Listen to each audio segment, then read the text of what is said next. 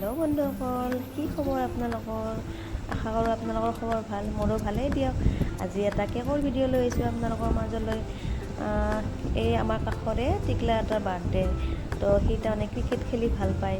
Cricket খেলি ভাল পায় কাৰণ দেউতাকে ক্ৰিকেট থিমৰ এটা কেক অৰ্ডাৰ কৰিছিল।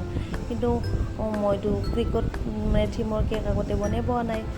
ফাৰ্ষ্ট টাইমৰ কাৰণে মই অৰ্ডাৰ লৈছোঁ। সিহঁতে মানে গুগলত চাৰ্চ কৰি মোক তাৰমানে 5খনমান ফটো মোক পঠাই দিছে হোৱাটছএপত।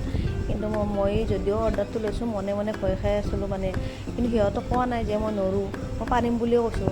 অলপমান জীৱনত ৰিস্ক ল'ব লাগে ন, মই ৰিস্ক লৈ কিনে পাৰিম বুলি কৈছোঁ। তাৰপিছতে মই ভয় খাই আছিলোঁ কেনেকৈ বনাম। তাৰপিছতে নিজে ভাবি বোলো এনেকৈ বনাম। মোৰ মানে সহজ পদ্ধতিত মোৰ দিমাগেদি যিমানখিনি পাৰোঁ মই সেনেকৈ চেষ্টা কৰি বনাইছোঁ আৰু।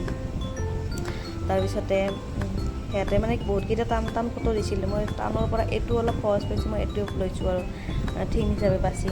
তো ক্ৰিকেট থিমৰ এইটো কেকে মই বাছি লৈছোঁ আৰু অলপ টাইম লৈছে মোৰ কেকটো বনাওঁতে।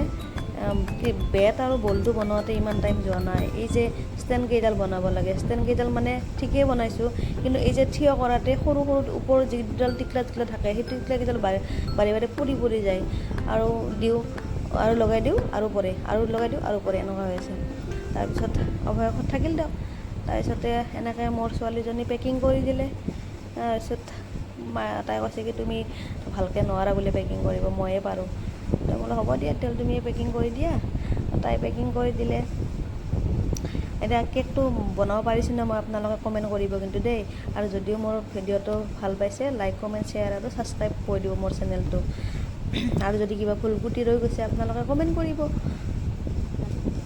আৰু এয়া হৈ গ'ল পেকিং কৰা। আৰু এইজনে যে অৰ্ডাৰ কৰিছিল যে তেখেতে নিব আহিছে কেকটো। এয়া